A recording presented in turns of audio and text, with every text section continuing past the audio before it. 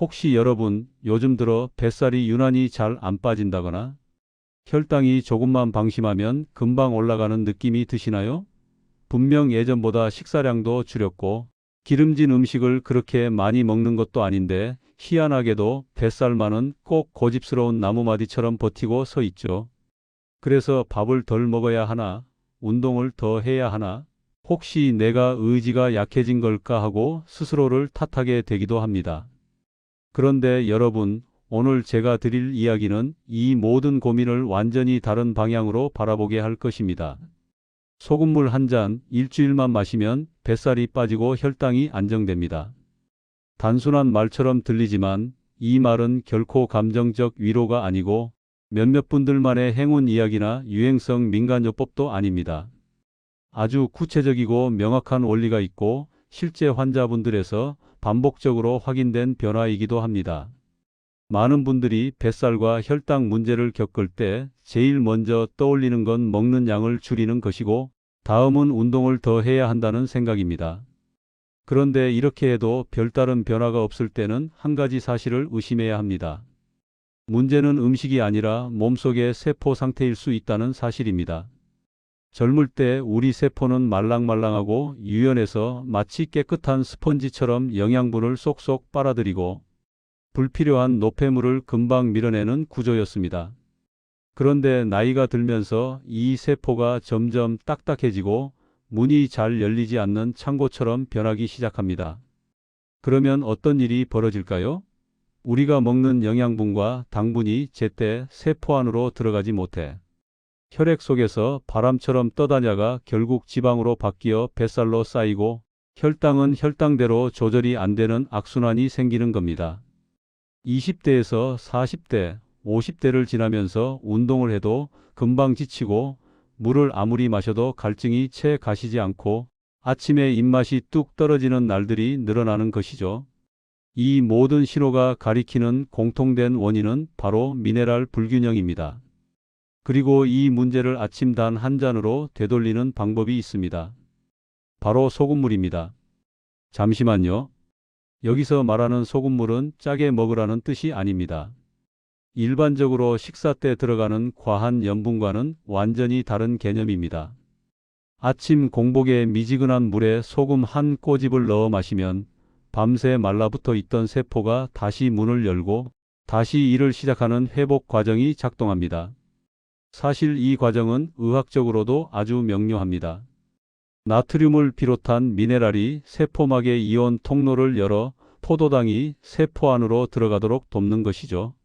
그러면 혈당이 안정되고 당이 지방으로 바뀌지 않으니 뱃살이 자연스럽게 줄어드는 흐름이 생깁니다. 제가 이 내용을 영상 제목에서부터 강조한 이유가 바로 여기에 있습니다. 소금물 한 잔 일주일만 마시면 뱃살이 빠진다. 이 말은 결코 과한 표현이 아니라 실제 세포가 회복되는 속도에 비춰볼 때 충분히 가능한 이야기입니다. 안녕하세요. 저는 100세 연구 채널에서 중년과 노년의 건강을 전문적으로 다루고 있는 내과 전문의 김동현입니다. 15년 넘게 진료실에서 수많은 환자분들을 만나며 제가 확신하게 된 사실이 하나 있습니다. 바로 작은 습관 하나가 몸 전체의 흐름을 바꾼다는 것입니다. 그 중에서도 아침 소금물은 단순한 건강 루틴이 아니라 세포의 스위치를 켜는 역할을 합니다. 실제로 뱃살이 줄었다고 찾아오시는 분, 혈당이 180에서 90대로 안정됐다는 분, 아침마다 붓던 얼굴이 사라졌다는 분까지 나이와 체형을 막론하고 반복적으로 비슷한 변화를 경험하셨습니다. 그래서 오늘 영상에서는 원리만 설명하는 것이 아니라 여러분이 바로 내일부터 실천할 수 있도록 아주 구체적인 기준과 방법을 설명드릴 예정입니다. 이번 영상에서 여러분이 얻게 될 핵심 내용은 크게 7가지입니다. 첫째, 왜 소금물 한 잔이 뱃살과 혈당을 동시에 변화시키는지 그 의학적 원리. 둘째, 미네랄 불균형이 어떻게 세포를 굳게 만들고 몸을 피곤하게 만드는지. 셋째, 아침이라는 시간이 왜 유일한 회복의 타이밍인지. 넷째, 뱃살혈 당북기염 증변비까지 이어지는 5가지 변화. 다섯째, 마트에 넘쳐나는 소금 중 무엇을 골라야 하는지. 여섯째, 정확한 황금 비율과 일주일 안에 체감할 수 있는 실천법. 일곱째, 고혈압, 당뇨, 신장, 심장 질환이 있으신 분들이 반드시 알아야 할 안전 수칙까지 준비했습니다. 본격적인 설명에 들어가기 전에 부탁 한 가지 드릴게요. 만약 오늘 내용이 이거 꼭 내가 듣고 싶던 이야기다, 우리 아버지, 어머니께도 꼭 알려드리고 싶다 하는 생각이 드신다면 좋아요 버튼 한번 눌러주세요. 여러분의 작은 클릭이 더 많은 분들의 건강을 지키는 데 큰 도움이 됩니다. 그리고 아직 구독을 안 하셨다면 지금 백세연구 채널 구독과 알림 설정까지 부탁드립니다. 그럼 이제 왜 소금물 한 잔이 이렇게 큰 변화를 만드는지 첫 번째 이야기부터 시작해 보겠습니다. 왜 나이가 들수록 우리 세포가 돌처럼 굳어버릴까요? 많은 분들이 나이가 들었으니까 그런 거겠지 하고 당연하게 넘기지만, 사실 이건 단순한 자연현상이 아니라 아주 선명한 원인이 있는 변화입니다. 우리가 흔히 노화라고 부르는 과정 속에는 미세한 균형이 무너지는 결정적 순간들이 숨어 있습니다. 그중 하나가 바로 미네랄 손실입니다. 젊었을 때는 밤새워 일하고 라면 한 그릇 먹고 자도 다음 날 멀쩡했던 이유가 무엇일까요? 몸속 미네랄이 풍부했기 때문입니다. 미네랄은 세포막을 열고 닫는 스위치 같은 역할을 하는데, 이 스위치가 잘 작동해야 영양소가 제대로 들어가고 노폐물이 빠져나갈 수 있습니다. 그런데 40대 이후부터 이 스위치가 점점 덜 움직이기 시작하고 50대 60대가 되면 아예 문이 반쯤만 열리는 세포가 늘어나기 시작합니다. 조금 더 구체적으로 설명해 볼게요. 우리 몸속 세포의 문이 굳어버리면 무엇보다 먼저 영향을 받는 것이 혈당입니다.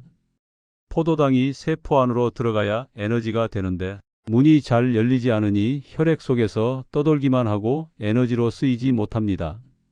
그러면 혈당이 올라가고 몸은 이 떠돌아다니는 당을 처리하기 위해 인슐린을 계속 분비하게 되죠. 그리고 남은 당은 결국 지방으로 바뀌어 뱃살에 붙습니다. 그래서 나는 밥도 줄였는데 왜 뱃살이 빠지지 않지? 라는 고민이 생기는 겁니다. 식사를 줄여도 운동을 늘려도 세포가 당을 받아들이지 못하면 아무런 의미가 없습니다. 여러분도 이런 경험 있으시죠? 운동을 조금만 해도 입이 바싹 말라서 물을 벌컥벌컥 마셨는데도 갈증이 쉽게 가시지 않는 날, 혹은 아침에 일어나면 입맛이 없고 커피 한 잔으로 대충 넘기다가 점심때가 돼도 별로 배가 고프지 않은 느낌. 이런 증상들이 사실은 세포가 물을 흡수하지 못하고 있다는 신호라는 것을 아시는 분들은 많지 않습니다. 우리가 물을 마셨는데도 갈증이 가시는 이유는 세포 안으로 물이 들어가야 하기 때문인데, 세포가 굳어 있으면 물이 들어가지 못합니다. 그래서 물만 마시면 오히려 더 답답하고 속이 차는 느낌이 들기도 하죠. 이때 아주 소량의 미네랄, 즉 소금이 들어가면 세포막의 이온 통로가 다시 열리면서 물이 세포 안으로 들어가기 시작합니다. 다시 말해 물이 진짜 물 역할을 하기 시작하는 겁니다. 그런데 여기서 중요한 질문이 하나 생깁니다. 그렇다면 왜 우리의 세포는 이렇게 쉽게 굳게 될까요? 그 이유 중 가장 큰 부분은 바로 밤 시간의 손실입니다. 우리가 자는 동안 땀을 조금씩 흘리고 호흡으로도 미네랄이 빠져나갑니다. 이 과정은 매우 조용하고 은밀하게 진행되기 때문에 대부분 인식하지 못합니다. 그런데 문제는 이 손실을 보충해 주지 않고 매일 반복되면 5년, 10년, 20년 뒤엔 세포막이 아주 단단한 벽처럼 굳어지고 몸 전체의 회복 능력이 눈에 띄게 떨어지는 것입니다. 그래서 아침에는 유난히 몸이 무거운 이유도, 붓기가 심한 이유도, 혈당이 잘 안 잡히는 이유도 모든 흐름이 하나로 연결됩니다. 바로 밤새 미네랄이 부족해진 세포가 제대로 작동하지 않는다는 사실입니다. 이쯤 되면 소금물이 왜 아침이어야 하는지가 자연스럽게 떠오르실 겁니다. 밤새 굳어있던 세포를 다시 깨우려면 가장 먼저 들어가는 물 한 잔이 결정적입니다. 그런데 이 물이 그냥 물이면 세포는 반응하지 않습니다. 그래서 아침 공복에 소금물 한 잔이 필요한 것입니다. 이것이 바로 제목에서 말한 변화, 즉 일주일 만에 뱃살과 혈당이 달라지는 근본적인 기전입니다. 제가 실제 진료에서 자주 듣는 이야기가 있습니다. 선생님, 아침마다 몸이 너무 무거워요. 어제 배부르게 먹지도 않았는데 얼굴이 퉁퉁 부었어요. 운동을 해도 금방 지쳐요. 이런 분들을 검사해 보면 대부분 공통적으로 세포막 유동성이 떨어져 있습니다. 즉 세포의 문이 잘 안 열리는 상태죠. 이 상태에서는 아무리 좋은 음식을 먹어도 몸이 반응하지 않습니다. 제가 소금물 이야기를 영상 제목에서부터 강조한 것도 같은 이유입니다. 여러분이 뱃살을 빼고 싶고 혈당을 잡고 싶고 아침마다 가벼운 몸으로 일어나고 싶다면 세포를 먼저 깨워야 합니다. 그리고 세포를 깨우는 가장 간단하고도 강력한 방법이 바로 아침 소금물입니다. 여기서 한 가지 더 중요한 포인트가 있습니다. 소금물의 핵심은 양이 아니라 타이밍과 농도라는 것입니다. 우리가 흔히 염분이 건강에 나쁘다고 알고 있지만 그건 식사 중에 과도하게 먹는 나트륨을 말하는 것입니다. 아침 공복에 소량 섭취하는 나트륨은 전혀 다른 역할을 합니다. 이걸 구분하지 않으면 오해가 생기기 쉽습니다. 그래서 제가 오늘 영상에서 정확한 양, 정확한 온도, 정확한 타이밍을 아주 구체적으로 알려드릴 예정입니다. 이 기준을 지키면 실제로 일주일 안에 충분히 변화를 느낄 수 있습니다. 이제 여러분도 조금 감이 오실 겁니다. 뱃살과 혈당의 문제는 결국 세포가 문을 열지 못하는 상태에서 시작된다는 것을요. 그리고 이 문을 다시 열어주는 첫걸음이 바로 아침 소금물 한 잔이라는 사실도요. 그러면 다음에서는 세포막이 어떻게 굳어지는지, 미네랄이 어떤 방식으로 이를 되돌리는지, 좀 더 구체적인 의학적 근거와 함께 실제 환자 사례를 통해 여러분 몸에서도 어떻게 변화가 나타날 수 있을지 보여드릴게요. 세포막이 굳어버리면 왜 이렇게 전신에 걸쳐 문제들이 생기는지, 그리고 소금물이 그 굳은 문을 어떻게 다시 열어주는지 하나씩 짚어보겠습니다. 세포막을 조금 더 쉽게 이해하시려면 세포를 하나의 작은 집이라고 상상해 보시면 좋습니다. 이 집에는 문이 하나 있고 그 문을 통해 영양분이 들어오고 노폐물이 나갑니다. 젊을 때는 이 문이 부드럽게 잘 열리고 닫히기 때문에 몸이 금방 회복되고 활력이 넘쳤습니다. 그런데 나이가 들면서 이 문이 녹슨 경첩처럼 딱딱해지기 시작합니다. 그러면 집안에 필요한 것이 들어오지 못하고 쌓이면 안 되는 것들이 안에 갇혀버려 집이 점점 어수선해지는 것과 같습니다. 이 상태가 바로 세포막 유동성 저하라고 불립니다. 이 유동성이 떨어지면 제일 먼저 영향을 받는 것이 혈당입니다. 당이 세포 안으로 들어가지 못하니까 혈액 속에서 맴돌기만 하고 결국 인슐린이 과다 분비되면서 지방으로 바뀌어 뱃살로 자리 잡게 됩니다. 이 과정이 반복되면 식사량을 줄여도 운동을 해도 몸은 예전처럼 반응하지 않게 됩니다. 저는 진료실에서 이 단계를 아주 많이 봐왔습니다. 선생님, 식사도 정말 줄였는데 뱃살이 그대로예요. 운동하고 나면 너무 피곤해서 집에 오자마자 다시 눕게 됩니다. 이런 분들을 살펴보면 혈액 속 당이 세포로 들어가지 못하고 떠다니는 패턴이 반복됩니다. 그래서 혈당은 올라가고 에너지는 부족하고 지방은 쉽게 쌓이는 그림이 만들어집니다. 이때 소금물의 역할이 비로소 빛을 발합니다. 소금물에 들어있는 나트륨과 미네랄은 세포막의 문을 여는 데 필요한 스위치 역할을 합니다. 이것을 이온 통로 활성화라고 합니다. 쉽게 말해 세포가 다시 숨을 쉬고 영양을 받아들이는 능력을 회복하는 단계입니다. 소금을 과하게 먹는 것과는 전혀 다른 이야기입니다. 우리가 걱정하는 염분 과다란 삼겹살에 찍어 먹는 소금, 국물까지 싹 다 먹는 짠 음식에서 나오는 나트륨이고 아침 공복에 미온수 200ml의 소금 한 꼬집을 넣는 것은 세포막을 다시 작동시키는데 필요한 생리적 자극입니다. 그래서 저는 아침 소금물의 나트륨을 기계의 제시동 버튼이라고 표현하기도 합니다. 마치 멈춰 있던 엔진이 다시 부드럽게 돌아가기 시작하는 것처럼 세포 기능이 깨어나는 것입니다. 그렇다면 왜 아침이어야 할까요? 이것이 아주 중요한 포인트입니다. 우리가 잠자는 동안 몸에서는 여러 가지 회복 과정이 일어나는데 그 과정에서 수분과 미네랄은 조금씩 빠져나가게 됩니다. 그래서 아침에 일어나면 몸이 무겁고 얼굴이 붓고 손발이 퉁퉁하거나 물을 마셔도 갈증이 쉽게 해소되지 않는 분들이 많습니다. 이건 단순한 기분 문제가 아니라 밤새 세포막이 더 굳어 있었기 때문입니다. 그래서 아침 첫 물이 핵심입니다. 그 물이 그냥 물이라면 세포는 여전히 굳어 있는 상태라 물을 충분히 흡수하지 못합니다. 이때 필요한 것이 바로 소량의 미네랄 자극입니다. 이 자극이 들어가면 세포막이 다시 반응하기 시작하고 물이 세포 안으로 빠르게 흡수됩니다. 그리고 이 과정이 바로 하루의 혈당 흐름과 뱃살 흐름을 갈라놓는 결정적인 순간입니다. 그리고 아주 중요한 변화가 하나 더 있습니다. 바로 만성 피로가 줄어든다는 점입니다.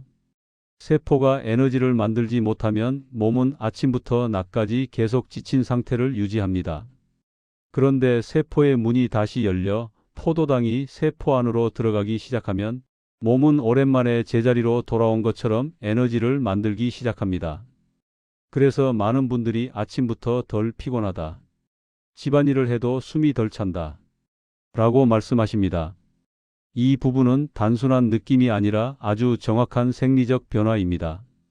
이제 세포막이 왜 굳어지고 소금물이 어떤 방식으로 이 굳은 문을 다시 여는지 조금 감이 잡히셨을 겁니다. 이제 여러분께 가장 궁금하실 부분을 본격적으로 알려드리겠습니다. 세포막이 다시 말랑해지고 기능을 회복하면 우리 몸에서 어떤 변화가 나타나는지, 그리고 이 변화가 단순한 이론이 아니라 실제 삶에서 어떻게 체감되는지, 가상의 사례가 아니라 의학적 근거를 바탕으로 만든 실제 사례로 하나씩 설명해 드릴게요. 첫 번째 변화는 뱃살 감소입니다. 우리 주변에 이런 분들 정말 많습니다. 오늘 사례의 첫 번째 주인공은 서울 은평구에 사는 67세 여성 김미자 여사님입니다. 미자 여사님은 30년 가까이 반찬 가게를 운영하면서 새벽부터 저녁까지 거의 서 있는 생활을 하셨습니다.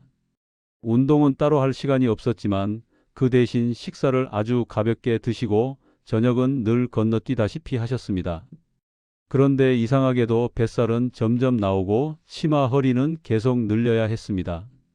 진료실에서 직접 배웠을 때 허리 둘레가 93cm였고 공복 혈당은 162까지 올라가 있었습니다. 이분이 처음 말씀하신 것은 이거였습니다. 선생님, 저는 밥을 많이 먹지도 않아요. 하루 세 끼를 다 챙겨 먹는 것도 아니고 양도 줄였는데 왜 뱃살은 그대로일까요? 검사와 상담을 해보니 세포막이 딱딱해져서 포도당이 세포 안으로 들어가지 못하고 혈액 속에서 계속 맴도는 전형적인 상태였습니다. 저는 여사님께 아침 소금물 습관을 포함한 생활 가이드를 드렸습니다. 처음에는 반신반의하셨죠. 물에 소금 한 꼬집 넣는다고 뭐가 달라지겠어요? 하지만 그대로 일주일만 따라 해보자는 약속을 했고 딱 일주일 뒤 다시 오셨을 때 여사님은 이렇게 말했습니다. 선생님, 이상하게 아침에 몸이 덜 무거워요. 그리고 치마가 살짝 헐렁해진 느낌이 들어요. 실제로 측정해보니 허리 둘레가 1.8cm 줄어 있었고 부종이 빠지면서 체중도 0.9kg가 감소했습니다. 물론 일주일에 지방이 1kg씩 빠지는 건 아닙니다. 하지만 세포가 당을 받아들이기 시작하면 몸의 수분 정체와 지방 전환이 멈추는 순간이 찾아옵니다. 그 변화가 여사님께 딱 일주일 만에 체감된 것입니다. 두 번째 변화는 혈당 안정입니다. 두 번째 사례의 주인공은 부산 사상구에서 택배 일을 하시는 59세 강영호 씨입니다. 강 씨는 하루 종일 운전하고 무거운 상자를 들고 옮기는 일을 반복하느라 몸을 많이 움직이지만 정작 혈당은 늘 높은 상태였습니다. 검사해 보면 공복 혈당 176, 식후 혈당 240까지 올라가는 상황이었고 잦은 갈증과 밤중 화장실 방문이 매우 잦았습니다. 강 씨는 물을 하루에 2리터씩 마시는데도 입이 마르고 저녁이면 다리가 무거워서 걷는 게 너무 힘들어요. 라고 했습니다. 이 역시 세포막이 굳어 물과 당이 제대로 흡수되지 않는 상태였고, 저는 강 씨에게 아침 소금물 루틴을 권했습니다. 6일째 되는 날 강 씨에게서 연락이 왔습니다. 선생님, 신기한 게 화장실 가는 횟수가 줄었어요. 물은 그대로 마시는데 몸이 덜 말라요. 10일 뒤 진료실에서 다시 확인해 보니 공복 혈당이 176에서 131로, 식후 혈당이 240에서 184로 내려와 있었습니다. 물론 소금물 하나로 모든 것을 해결할 수 있다는 의미는 아닙니다. 하지만 세포막이 열려 당이 세포 안으로 들어가기 시작하면 혈당의 기본 흐름이 바뀌는 것은 사실입니다. 강 씨는 예전에는 점심 먹으면 졸려서 죽겠었는데 요즘은 졸음이 훨씬 덜해요. 라고 말했습니다.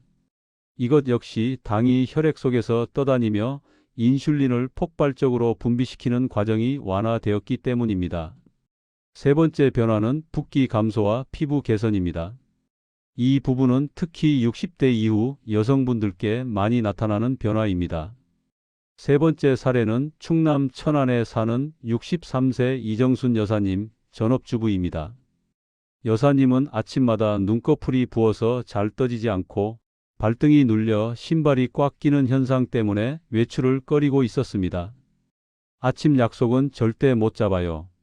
얼굴이 너무 부어서요. 라고 말할 정도로 심각했습니다. 하지만 소금물을 시작한 지 8일째 되는 날 여사님은 다음과 같은 변화를 느꼈습니다. 선생님, 신발이 잘 들어가요. 그리고 얼굴이 예전처럼 부어서 빵빵하지 않아요. 실제로 진료실에서 확인하니 발등 둘레가 1.2cm 줄어 있고 안면 부종도 확연히 줄어 있었습니다. 이 변화는 세포 안으로 물이 다시 들어가기 시작하면서 나타나는 자연스러운 회복 흐름입니다. 쉽게 말해 붓기에 물이 빠지는 것이 아니라 자리를 찾아가는 것입니다. 다음 변화는 만성 염증 완화입니다. 그리고 마지막 변화는 변비 해결입니다. 네 번째 사례의 주인공은 대구 달서구에 사는 74세 최영희 할머니입니다.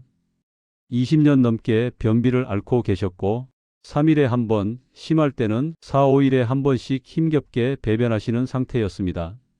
소금물을 시작하고 4일째 되는 날 할머니는 아침에 자연스럽게 신호가 왔어요. 라고 말했습니다. 10일째 되는 날에는 매일 아침 시원하게 보고 있어요. 이렇게 시원한 건 몇 년 만이에요. 라고 웃으셨습니다. 이는 소금물의 삼투 작용으로 장에 수분이 들어오고 연동 운동이 다시 살아났기 때문입니다. 이처럼 뱃살, 혈당, 붓기, 염증, 변비까지 이어지는 5가지 변화는 하나의 원리에서 출발합니다.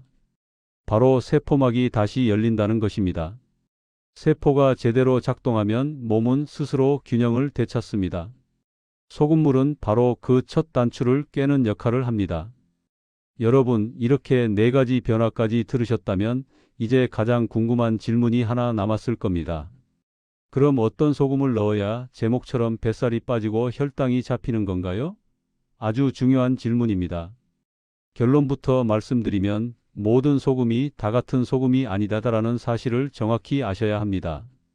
겉으로 보기에는 모두 하얗고 모두 짠맛이 나니 비슷해 보이지만 실제로 몸에서 작용하는 방식은 천차만별입니다. 아침 소금물의 효과는 나트륨의 양이 아니라 함유된 미네랄의 종류에서 갈립니다. 다시 말해 미네랄이 살아있는 소금을 선택해야 앞서 말씀드린 세포 회복 과정이 제대로 일어납니다. 먼저 많은 분들이 집에 기본으로 가지고 계신 정제염부터 짚어보겠습니다. 정제염은 말 그대로 거의 99% 순수 나트륨입니다. 아주 깔끔하고 이물질 없이 만들어진 좋은 식재료지만 문제는 미네랄이 거의 없다는 점입니다.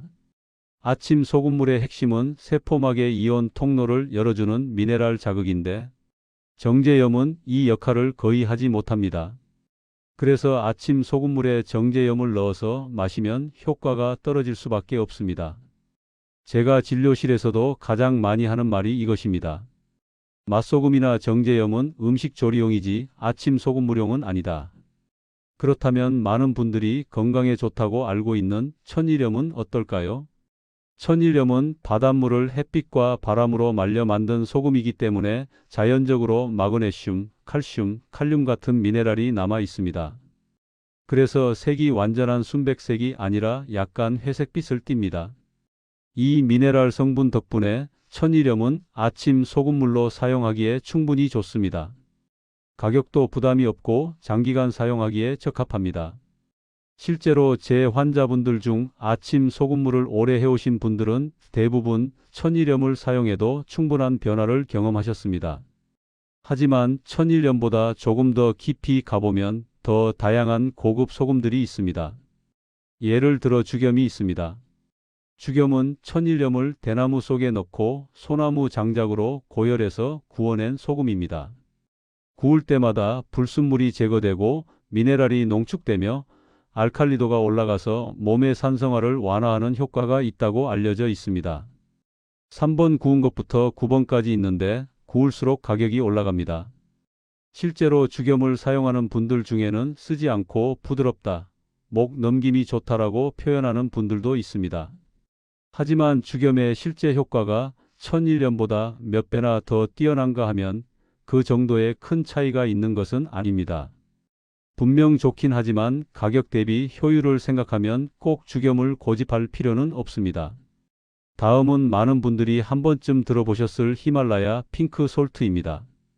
이 소금은 2억 5천만 년 전 바닷물이 땅속 깊이 갇혀 있다가 산맥 형성 과정에서 지표로 올라온 암염입니다. 덕분에 현대 바다에 미세 플라스틱이나 오염물질 걱정이 적고 천일염보다 미네랄이 다양하게 들어 있습니다. 특히 철분이 많아서 특유의 핑크색을 띠죠. 여성분들이 좋아하시는 이유도 철분 때문입니다. 그리고 무엇보다 중요한 장점은 그라인더 형태로 많이 판매된다는 점입니다. 아침 소금물은 매일매일 해야 하는 루틴인데 티스푼으로 소금을 뜨고 적고 녹이고 하는 과정이 번거로우면 오래 지속하기 어렵습니다. 그라인더는 물컵 위에서 한 바퀴만 돌리면 적당한 양이 나오기 때문에 매우 편리합니다. 습관을 만드는 데 있어 편리함은 굉장히 중요한 요소입니다. 그리고 또 하나 많은 분들이 관심을 갖는 소금이 있습니다. 바로 용융소금입니다. 천일염을 고온의 폭사열로 구운 소금인데 죽염처럼 직화로 굽는 과정이 아니라 폭사열로 구워서 중금속 우려가 적고 잡내가 없으며 맛이 깔끔하다는 특징이 있습니다.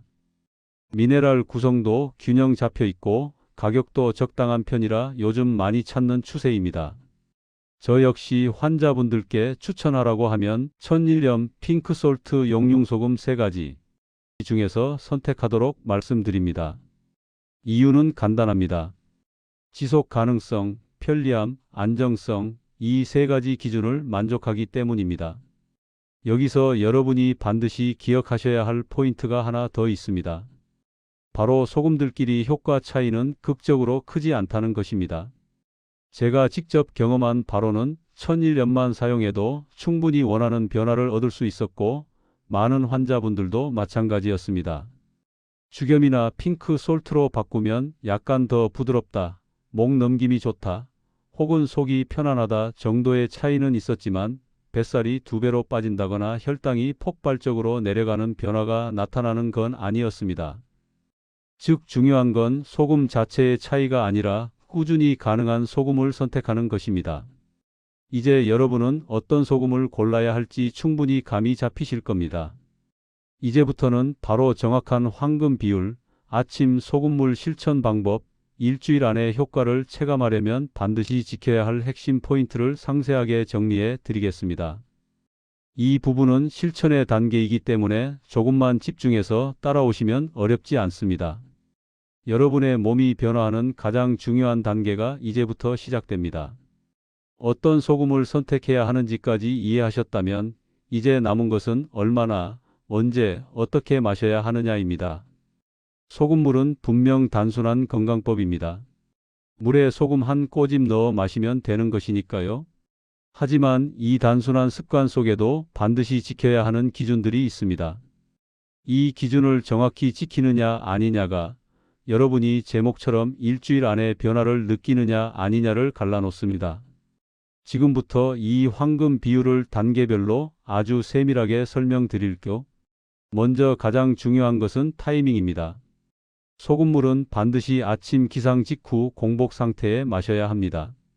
밤사이 우리 몸은 호흡, 땀, 세포 회복 과정에서 상당량의 미네랄을 잃습니다. 특히 나트륨과 칼륨, 마그네슘 같은 전해질은 눈에 보이지 않게 빠져나가는데 이 부족이 아침에 몸을 무겁게 하고 붓기를 만들고 혈당 흐름을 불안정하게 만듭니다. 그래서 아침에 마시는 단 한 잔이 중요합니다. 공복에 들어가는 물은 위장을 통해 바로 흡수되고 미네랄은 세포막의 이온 통로를 즉시 자극합니다.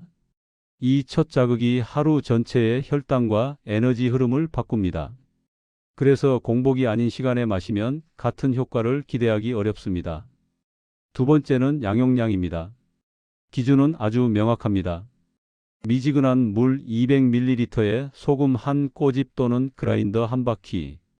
여기서 한 꼬집은 손가락 2개로 집었을 때 약 0.8g에서 1g 정도입니다.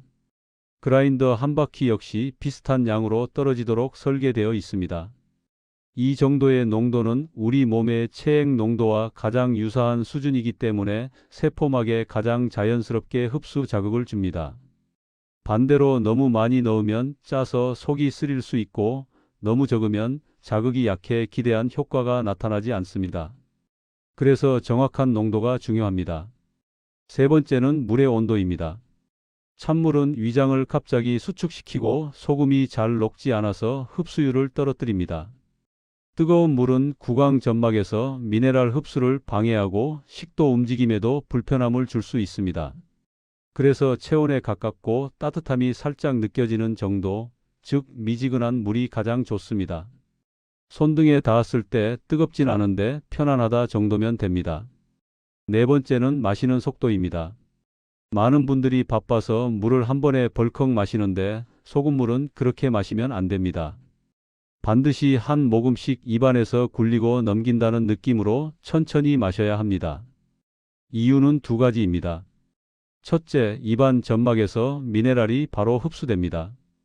둘째, 침샘이 자극되면서 소화 호르몬 분비가 시작돼 위장이 준비된 상태가 됩니다. 그래서 200ml 한 컵을 마시는데 2030초는 충분히 사용해 주세요.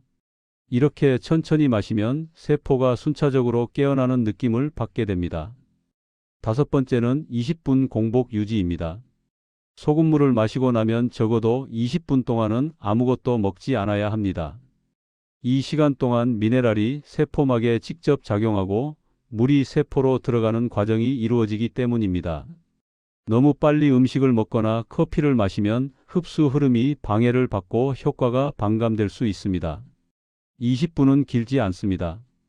이 시간을 가볍게 스트레칭하거나 환기를 시키거나 간단하게 집안 정리하는 시간으로 활용하시면 자연스럽게 지나갑니다. 여섯 번째는 하루 수분 섭취량입니다. 소금물을 마시면 몸이 처음 13일 동안 수분 균형을 맞추기 위해 자연스럽게 갈증을 느낄 수 있습니다. 이건 잘못된 반응이 아니라 세포가 물을 받아들이기 시작했다는 신호입니다. 이때 충분한 물을 마셔야 변화가 더 빨리 옵니다. 하루 1.5L, 2L 정도를 목표로 한 번에 많이 마시는 것이 아니라 조금씩 자주 마시는 방식이 가장 좋습니다.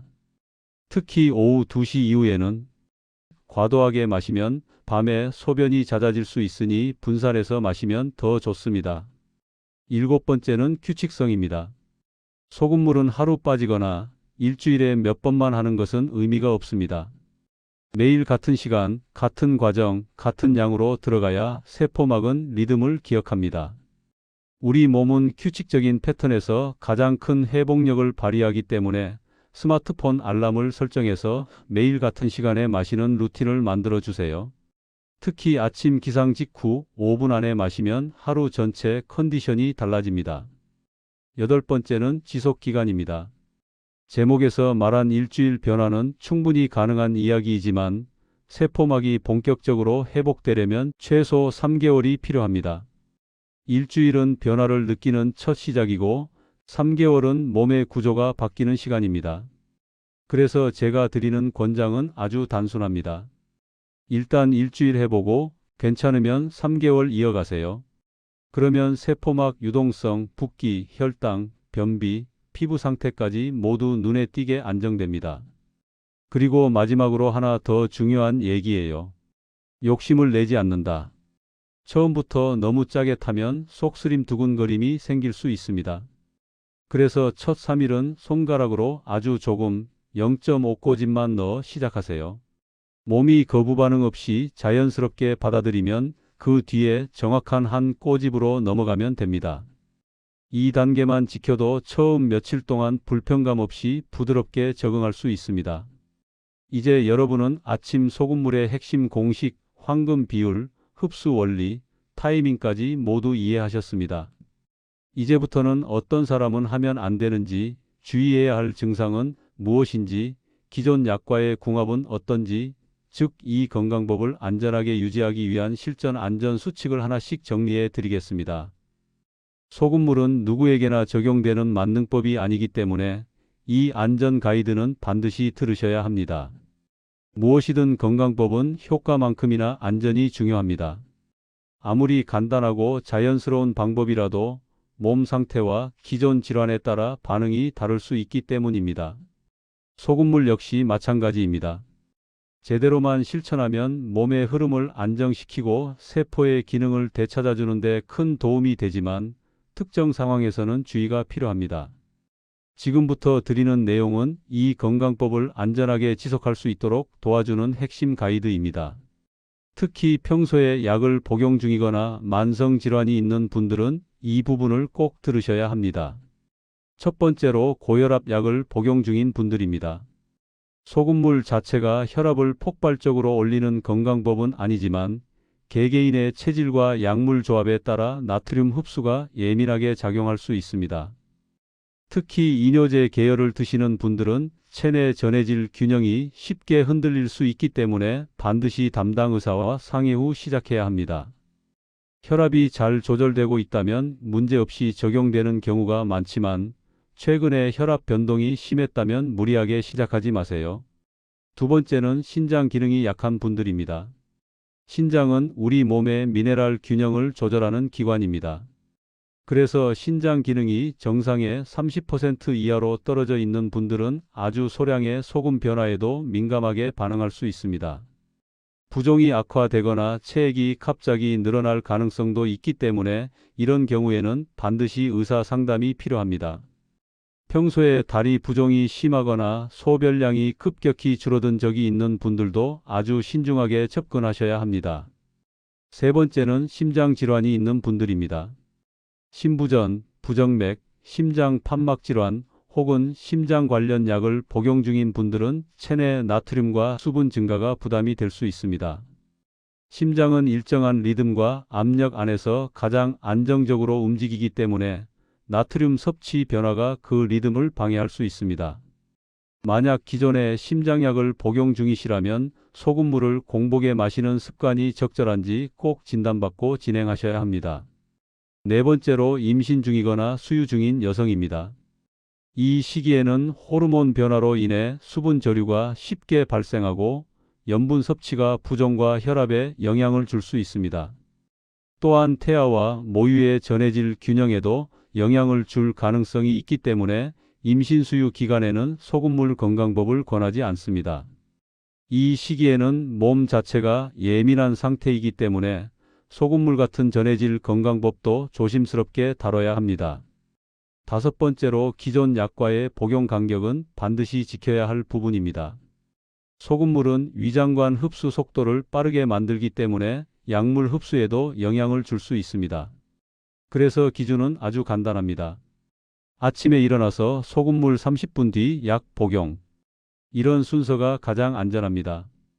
당뇨약, 혈압약, 갑상선 약, 항응고제 등 약 종류와 상관없이 최소 30분의 간격은 지켜주시는 게 좋습니다.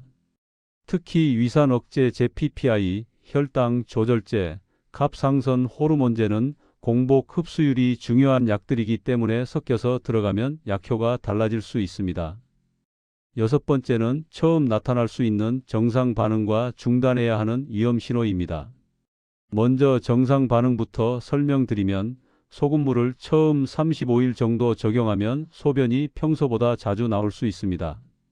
이는 몸속에 쌓인 불필요한 수분과 노폐물을 배출하는 과정이기 때문에 정상적인 흐름입니다. 갈증이 조금 더 느껴질 수 있고 아침에 설사가 아닌 묽은 변이 나오는 경우도 있는데 이는 장 연동 운동이 깨어나는 과정으로 볼 수 있습니다. 보통 일주일 이내에 안정됩니다. 하지만 다음과 같은 증상이 나타난다면 즉시 중단해야 합니다. 첫째, 심한 어지럼증이나 두통이 갑자기 생기는 경우. 둘째, 가슴이 두근거리거나 숨이 찬 느낌이 들 때. 셋째, 손발이 갑자기 심하게 붓거나 체중이 하루 사이 1kg 이상 증가하는 경우. 넷째, 소변량이 평소보다 눈에 띄게 줄어드는 경우. 다섯째, 극심한 갈증이나 입맛 변화가 나타나서 이상하게 짜고 달고 매운 것만 찾게 될 때. 이런 반응은 모두 전해질 균형이 흔들리고 있다는 신호일 수 있으니 절대 무시하시면 안 됩니다. 몸이 보내는 신호는 늘 정확합니다. 일곱 번째는 처음 시작하는 사람들의 공통 실수입니다. 바로 처음부터 너무 많이 넣는 것입니다. 효과를 빨리 보고 싶은 마음에 한 꼬집보다 훨씬 많이 넣는 분들이 계십니다. 하지만 처음부터 짜게 타면 위장 자극, 속쓰림, 메스꺼움, 갈증 증가 등이 나타날 수 있습니다. 그래서 제가 항상 권하는 방식이 있습니다. 첫 3일은 반 꼬집, 4일째부터 한 꼬집. 이 방식이 가장 부작용이 적고 몸이 안정적으로 적응합니다. 여러분의 몸은 급변보다 서서히 변화를 맞는 방식을 훨씬 좋아합니다.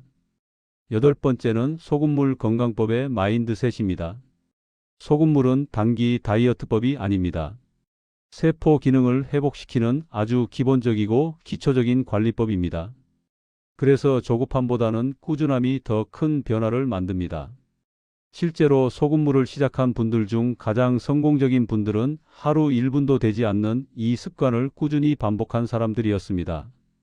그래서 일주일의 작은 변화가 3개월의 큰 변화로 그리고 1년의 건강한 몸으로 이어졌습니다. 이제 여러분은 소금물의 원리, 종류, 황금 비율, 실천법, 그리고 가장 중요한 안전 수칙까지 모두 이해하셨습니다. 오늘부터 아침에 딱 1분만 투자해 보세요.